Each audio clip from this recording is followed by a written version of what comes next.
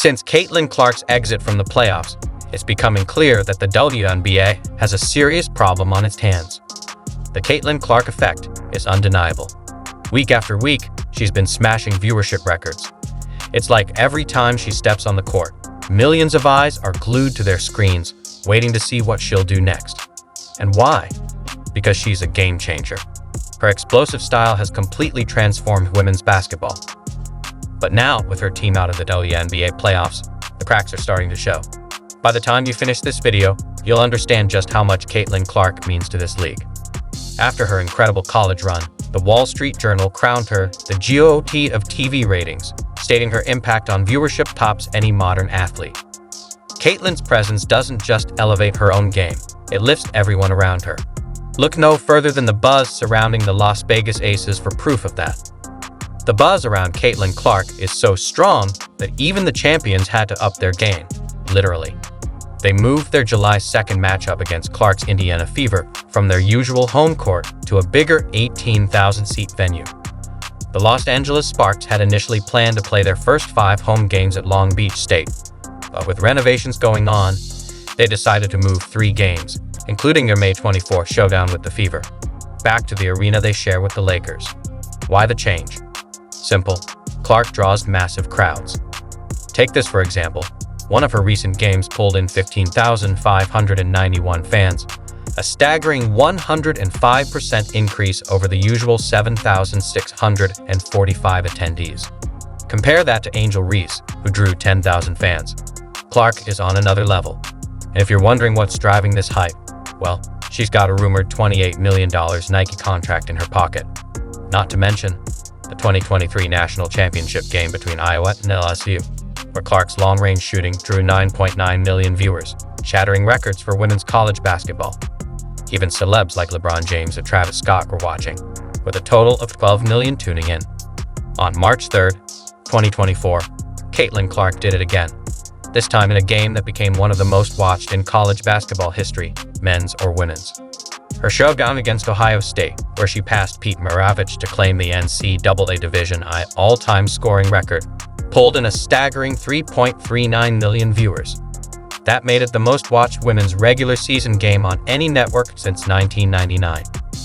Caitlin's impact is so powerful that even Dick's Sporting Goods couldn't resist. They announced that Clark Fever apparel would hit all 724 of their stores, riding the wave of her college merch frenzy. And when she stepped into the Wnba in 2024, the game's landscape shifted overnight. League attendance shot up by nearly 50%, with Indiana leading the charge, averaging 17,035 fans per home game, a 39% jump from the previous year. To top it off, Indiana's regular season finale in Washington set a new league record, packing 20,711 fans into the stands. That's the Caitlin Clark effect in full force. And if you're still doubting her influence, just look at the TV numbers. The Wnba saw its best ratings in 24 years, with games averaging 657,500 viewers. But when Caitlin's Fever hit the court, that number exploded to 1.18 million viewers, blowing away the 394,000 average for other games. Out of 22 games that crossed the million viewer mark, 19 featured Clark and her Indiana Fever. The previous record for games with over a million viewers? 15, back in 1998. The Wnba All-Star Game was another huge moment, drawing 3.44 million viewers as the All-Stars took down the U.S. Olympic team 117-109. It set a new record for the event, outshining last year's numbers by miles. And while another primetime matchup pulled in 850,000 viewers, that's nothing compared to the buzz Caitlin generates every time she steps on the court. Here's the real kicker. Clark's Indiana Fever, a small market team, is now worth more than major market franchises like the LA Sparks, Dallas Wings, and Washington Mystics. They're almost on par with Chicago's team value too. Her draft into the Wnba, the most watched of the NBA event since 2000 when the Liberty faced the Houston Comets. Caitlin Clark's Wnba debut didn't just make waves, it set off a tsunami. Before she get to court, no NBA game had reached 1 million viewers since 2008.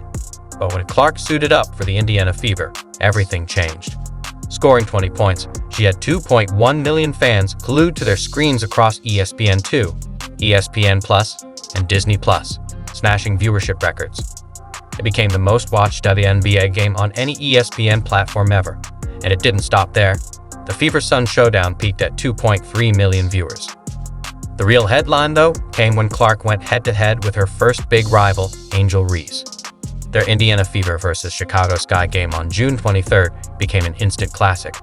Chicago snuck away with an 88-87 win, but Clark and Reese gave us a show that pulled in 2.35 million viewers, the most watched WNBA game in 23 seasons. And if that wasn't enough, another Fever Sky clash just a week earlier on CBS averaged 2.25 million viewers. Simply put, Caitlin Clark was setting the lead on fire, lifting the entire WNBA with her. But here's the kicker. Clark's Indiana Fever is out of the playoffs, and now we're feeling the fallout. That rising tide that's been floating the WNBA higher and higher, that was all Caitlin. And now that she's out of the picture, the league is left grappling with the loss.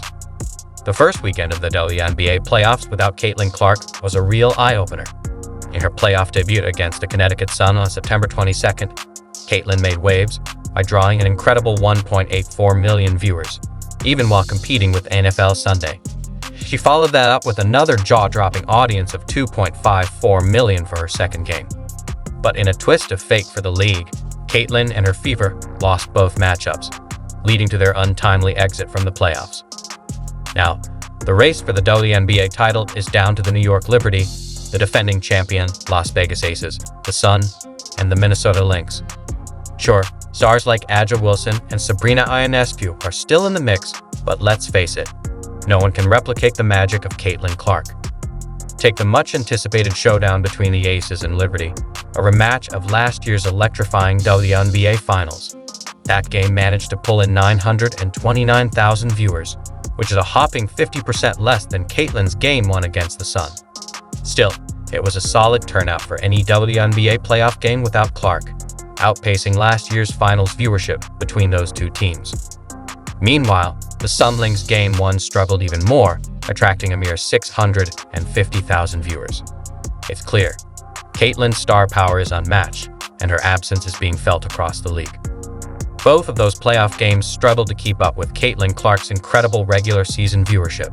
Just earlier in September, Caitlin led the Indiana Fever to a remarkable 1.26 million viewers in a showdown against the Minnesota Lynx, even while competing with the NFL's opening night featuring the Eagles and Packers.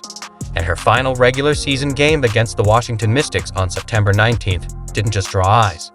It packed Capital One Arena with 20,711 fans, setting a new record for WNBA regular season attendance. Caitlin's rookie season turned the Fever into the league's hottest ticket, with all 14 of the most-watched WNBA games this season featuring her dynamic play. This isn't the first time we've witnessed ratings tumble in her absence, either. The uproar when Caitlin didn't make the USA Olympic team speaks volumes. Fans were eager to see her showcase her skills on the global stage, and without her, interest in the national squad took a nosedive. Nevertheless, for a Team USA's game, rife with stars, expected to blow out their competition, they drew the worst crowd. Lowest attendance of the Olympics. Some folks argue that if Caitlin had made the Olympic team, she would have stolen the spotlight, potentially distracting the squad from their main objective, clinching the gold medal. While that reasoning might sound a bit far-fetched, there are actually people who buy into it. However, the decision to leave her off the roster seems to have backfired spectacularly, as interest in the team has waned without her star power. It's about competition, it's about competition, it's about competition, right? How does it feel, Team USA, to have 6 games, 4 of them drew over 20,000, and the one that did it still drew 2,000 more than you? It seems like the WNBA is feeling the impact of Caitlin Clark's absence from the playoffs. Her knack for captivating audiences and building a loyal fan base has drawn parallels to pop icon Taylor Swift. Caitlin's followers have even adopted the nickname Clarky, reminiscent of the Swifties who fervently support their queen.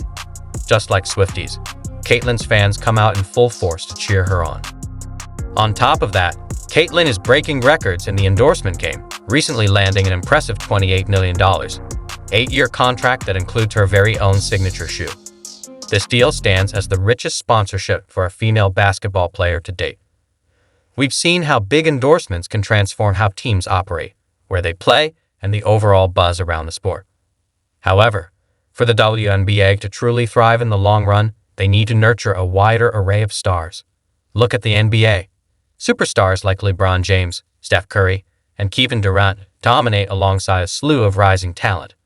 The WNBA needs to follow suit unless they want to keep leaning on Caitlyn to do all the heavy lifting. And let's be honest, she's been more than up to the task so far.